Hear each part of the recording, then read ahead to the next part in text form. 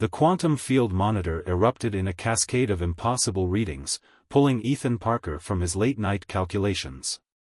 He blinked, trying to clear the exhaustion from his eyes as he stared at the holographic display floating above his workstation.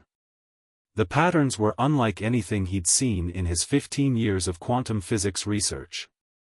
"This can't be right," he muttered, running a hand through his disheveled dark hair. The basement laboratory at the Quantum Research Institute was silent except for the gentle hum of equipment and the rapid tapping of his fingers across the haptic interface. The quantum entanglement experiment he'd been running for the past 6 months had suddenly produced signals that defied every known law of physics. Instead of the expected quantum noise, he was receiving what appeared to be structured data, patterns too regular to be random, too complex to be interference. As he began analyzing the signal, his heart nearly stopped.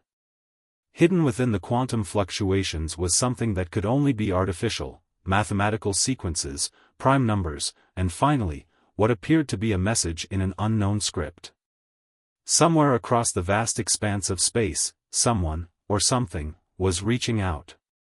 Half a galaxy away, Valera NYTH's sensor arrays had detected the first human quantum signature ever recorded. Her iridescent eyes widened as she studied the readings in her research pod at the Austrian Science Academy. The Austrians had long observed Earth from afar, classifying humans as an emerging species still grappling with their place in the cosmos. But this was different. "Protocol demands I report this immediately," she whispered to herself, her silvery skin catching the light of the 3 moons visible through the crystal dome above. Yet she hesitated, her scientific curiosity warring with her duty. The human had inadvertently discovered quantum communication, something that should have been impossible for their current level of technology. Making a decision that would change both their worlds forever, Valera began composing a response in the universal mathematical language her people used for first contact scenarios. Her heart raced as she encoded the message into the quantum stream. Back on Earth, Ethan's fingers flew across his console as he worked to decode the incoming patterns. After hours of intense concentration, mathematical principles began emerging from the chaos. Numbers. Equations. Universal constants. And finally, words. "Greetings, quantum pioneer. You have achieved something remarkable." Ethan sat back in his chair, stunned. First contact. He'd made first contact. His mind raced with the implications, but something compelled him to respond immediately, to maintain this tenuous connection across the stars. "Hello," he typed back, converting his message into the same mathematical format. "I'm Dr. Ethan Parker of Earth. Who are you?" The response came faster this time. "I am Valera NYTH, xenoanthropologist of the Austrian Science Academy. We have been watching your species' development with great interest." Over the next several hours, Ethan and Valera exchanged messages, sharing basic information about their respective civilizations. She explained that the Austrians were an ancient species that had achieved quantum mastery millennia ago, while he described humanity's rapid technological advancement and insatiable curiosity about the cosmos. As their conversation deepened, something unexpected began to emerge. Beyond the scientific exchange, Ethan found himself drawn to Valera's intellectual curiosity and gentle wisdom. Her messages carried a warmth that transcended the cold mathematics of their communication method. "Why did you answer my signal?" Ethan asked as Earth's sun began to rise, painting his laboratory in soft golden light. "Surely your people have protocols about contact with developing civilizations." There was a pause before Valera's response appeared. "We do. I broke those protocols because I saw something in your quantum signature, an elegance in your approach that spoke of not just intelligence, but of creativity and passion. I wanted to know the mind behind such work." Ethan smiled, fatigue forgotten as he typed, "I'm glad you did. This conversation has been the most extraordinary experience of my life." "As has it been for me," Valera replied. "But we must be careful. My superiors would not approve of this exchange. For now, this should remain between us. Agreed, Ethan responded, already thinking about how to secure their communication channel. Same time tomorrow? I will be here, came her response. Until then, Ethan Parker of Earth. As their first conversation ended, both Ethan and Valera sat back in their respective laboratories, separated by countless light-years yet connected by something that defied the very laws of physics they sought to understand. Neither could have predicted that this chance encounter would not only change their lives but would set in motion events that would reshape the relationship between their civilizations.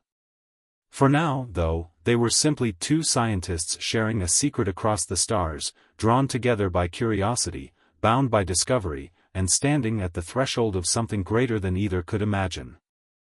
The next 3 months became a dance of quantum signals and stolen moments. Ethan found himself spending every free hour in his laboratory, his official research serving as a cover for his conversations with Valera.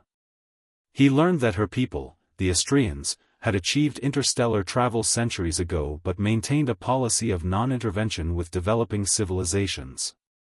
Their bodies could process light for energy, giving their silvery skin its distinctive glow, and their society valued knowledge and harmony above all else. Your world sounds like something out of a dream, Ethan typed one night, his coffee long gone cold beside him. He'd started keeping odd hours to match Valera's schedule, earning concerned looks from his research assistant. It has its flaws, Valera replied. We can be rigid, set in our ways. Your species' adaptability and creativity fascinate me. The way you embrace change, it's both terrifying and beautiful. Ethan smiled at her words, but his expression faded as he noticed an alert on his security protocols. Someone was trying to trace his quantum communications. Hold on, he typed quickly. We might have The quantum harmonics are nearly aligned, Ethan announced through their secure channel, his voice tight with concentration. After weeks of preparation, countless sleepless nights, and several near discoveries by authorities, they were finally ready to attempt something unprecedented, opening a stable quantum portal between Earth and Astrea. Containment field is holding steady, Valera responded. Though I should warn you, Director Wren has ordered a full security sweep of the Academy for tomorrow morning. We won't get another chance at this. Ethan glanced at his laboratory's reinforced doors. He'd chosen the midnight shift for their attempt, when the Quantum Research Institute was nearly empty. Still, he'd had to disable several security systems and loop camera feeds. If anything went wrong, there would be no explaining it away. Then we'd better get it right the first time, he typed, his fingers dancing across multiple control interfaces. Beginning quantum field expansion, now. The air in front of him began to shimmer, tiny particles of light swirling in an ever-expanding spiral. His instruments screamed warnings about spatial distortions and energy fluctuations that shouldn't be possible. But the equations he and Valera had developed held true, the impossible was becoming reality before his eyes. Energy signature is stable on my end, Valera reported. Beginning resonance synchronization. The swirling lights intensified, forming a perfect circle about 2 meters in diameter. Through it, Ethan could see something. A blurry image, like looking through frosted glass, slowly coming into focus. Valera, he breathed, I think I can see your laboratory. The quantum barrier is thinning, she confirmed, her usually steady voice trembling slightly. Just a few more calculations to lock the coordinates. Suddenly, alarms blared through Valera's transmission. No, she gasped. Security protocols. They're accessing my lab. Can you hold them off? For a few minutes, maybe. I've sealed the doors, but they'll override them soon. Ethan, we have to decide now. If we abort, we might never get another chance. Ethan's mind raced. Everything they'd worked for hung in the balance. How stable is the portal? Stable enough for one person, for about 5 minutes. After that, the quantum degradation will make it too dangerous. He could hear pounding in the background of Valera's transmission, security forces trying to breach her laboratory. Making a split-second decision, Ethan began typing rapid commands into his system. "Lock in the coordinates," he ordered. "I'm coming through." "Ethan, no. It's too dangerous. We haven't tested. We don't have time to test. I won't let them stop us, not when we're so close. Just, be ready to catch me." Before she could protest further, Ethan initiated the final sequence. The portal stabilized, its edges crackling with quantum energy. Through it, he could now clearly see Valara's laboratory, all sweeping crystal architecture and floating holographic displays. And there, standing before a control panel, was Valara herself. His breath caught. She was beautiful in an alien way that defied description. Tall and graceful, with silvery skin that seemed to shimmer with its own inner light, and eyes like opals catching starlight. She stared back at him through the portal, her expression a mix of wonder and fear. The pounding at her laboratory doors grew louder. "They're almost through," she called out. Ethan took a deep breath, grabbed his tablet with their research data, and stepped into the portal. The sensation was indescribable, like being unmade and remade in the space between heartbeats. For a terrifying moment, he was everywhere and nowhere, his consciousness stretched across the galaxy. Then he was stumbling forward, gasping, into Valara's waiting arms. Her touch was electric, sending tingles through his skin where they made contact. She was real. This was real. "You impossible man," she whispered, helping him stand. "I can't believe you actually did it." "Had to," he managed, still catching his breath. "Couldn't let our first date be over quantum chat." She laughed, a sound like crystal wind chimes, but it was cut short by the screech of metal as her laboratory doors began to give way. The portals collapsing, Ethan noted, watching the shimmering doorway between worlds flicker and fade. "No going back now."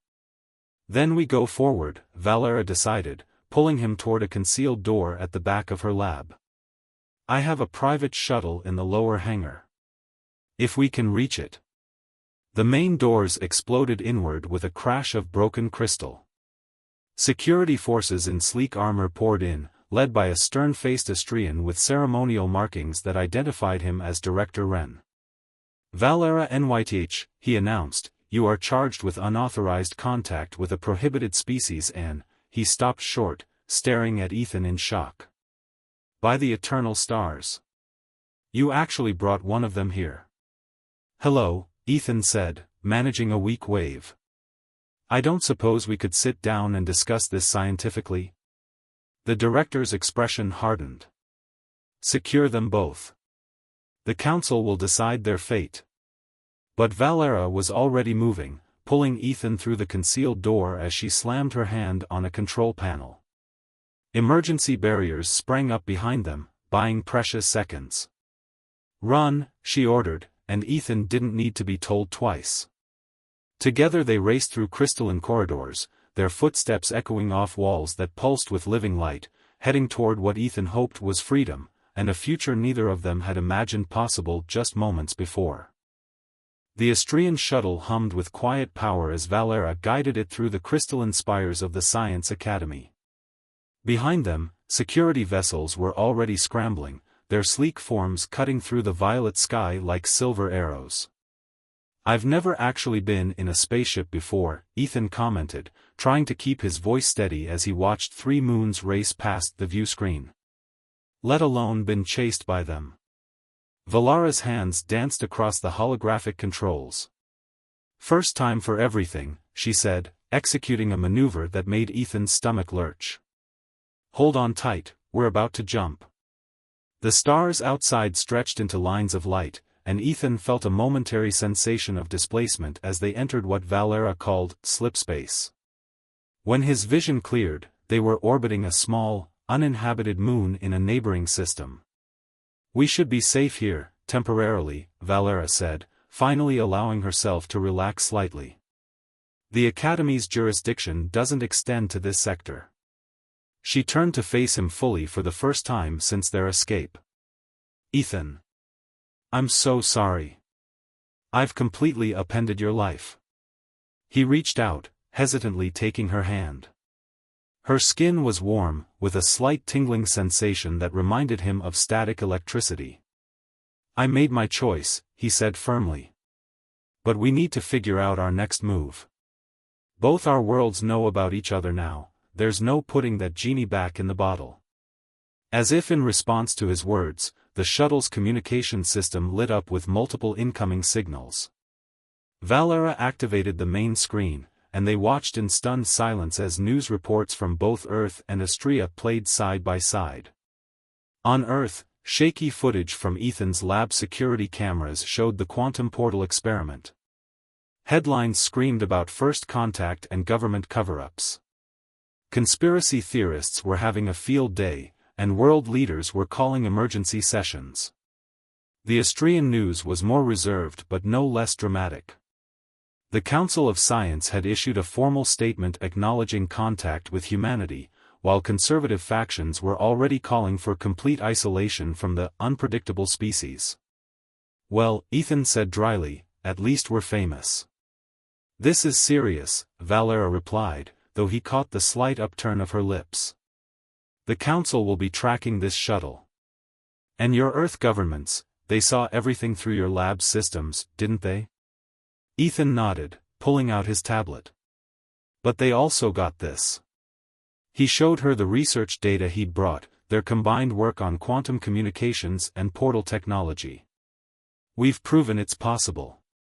Humans and Astreans can work together, create something revolutionary. They have to see that. Or they'll see it as a weapon, Valera countered. A means of invasion. The conservative council members have always painted humans as dangerous, unpredictable. She paused, her opalescent eyes meeting his. Though you're certainly proving the unpredictable part. Before Ethan could respond, a new signal cut through their communications, a tight beam transmission directly to their shuttle.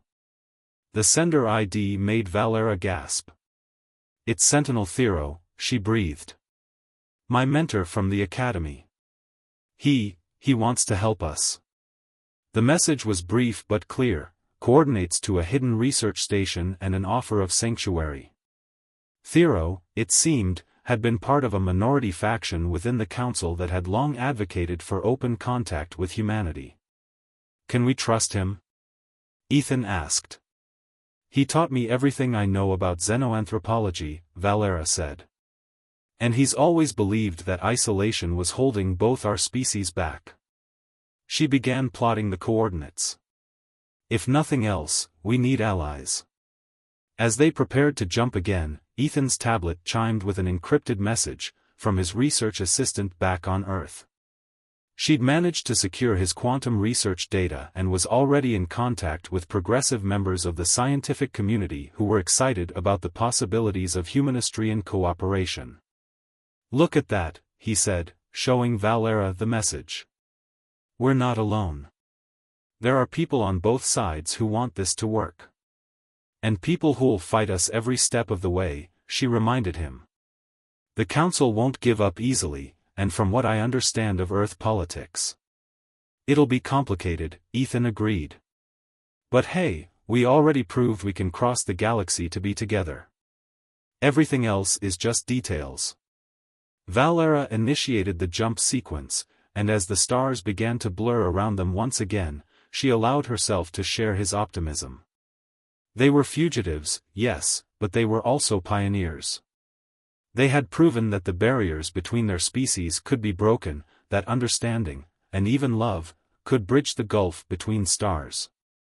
The shuttle slipped through space toward their uncertain sanctuary, carrying with it the hopes of two worlds and the promise of a future where the boundaries between species were not walls, but doorways waiting to be opened.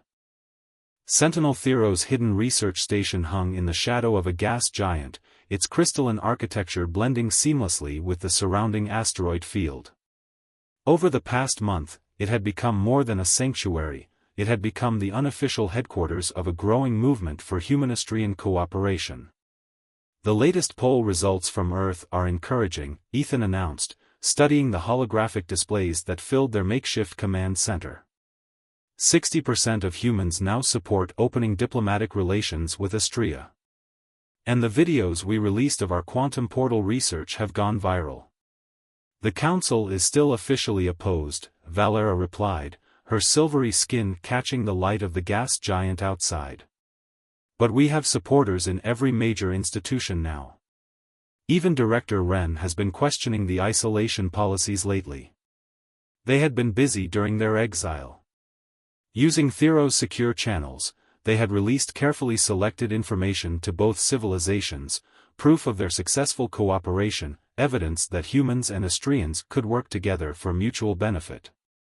Their love story had captured the public imagination on both worlds, becoming a symbol of hope and possibility. Speaking of the Council, Sentinel Thero said, entering the room with his characteristic grace, they've finally agreed to a meeting. Not just with us, but with Earth's representatives as well. Ethan and Valera exchanged glances. This was what they had been working toward, but now that it was happening, the stakes felt overwhelming. When? Ethan asked. 3 days from now, Thero replied. On neutral ground, a space station in unclaimed territory. Both sides have agreed to come unarmed, with equal delegations. He paused, his ancient eyes twinkling. They're calling it the Unity Conference.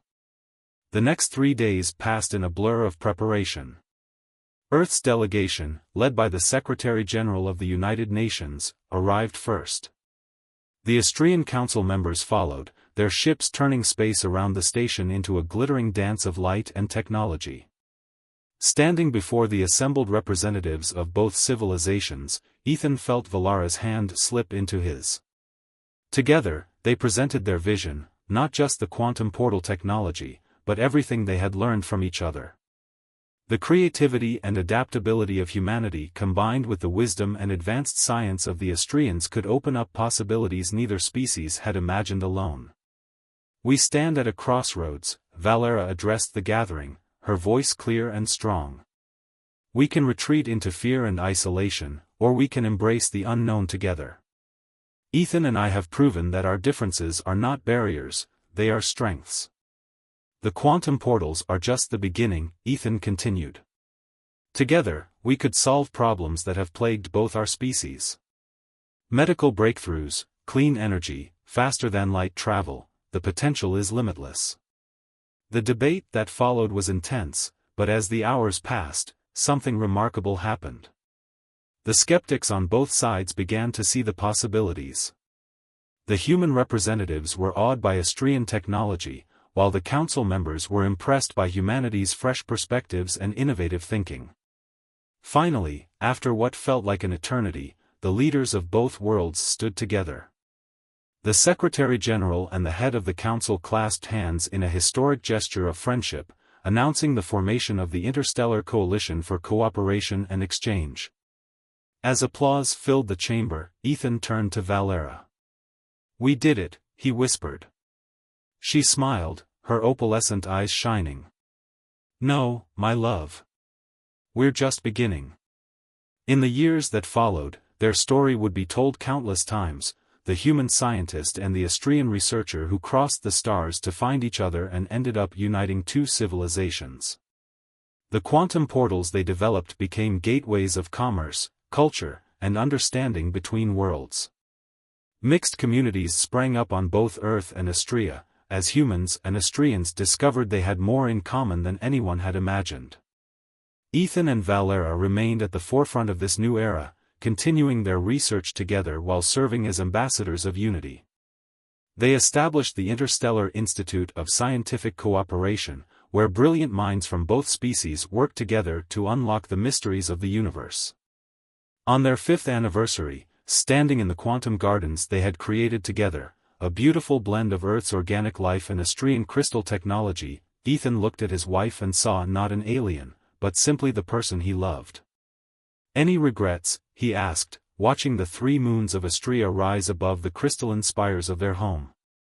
Valera's laugh still reminded him of wind chimes. "Only that we didn't break all those rules sooner." As they stood together, bridging the gap between their worlds. Just as they had that first night over a quantum signal, the stars seemed to shine a little brighter.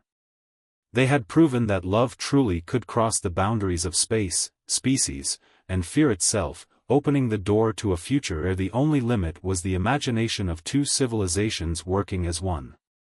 And somewhere in the quantum gardens, a new signal pulsed, a message from the next generation of explorers, ready to push the boundaries even further, carrying forward the legacy of two people who dared to reach across the stars and find each other.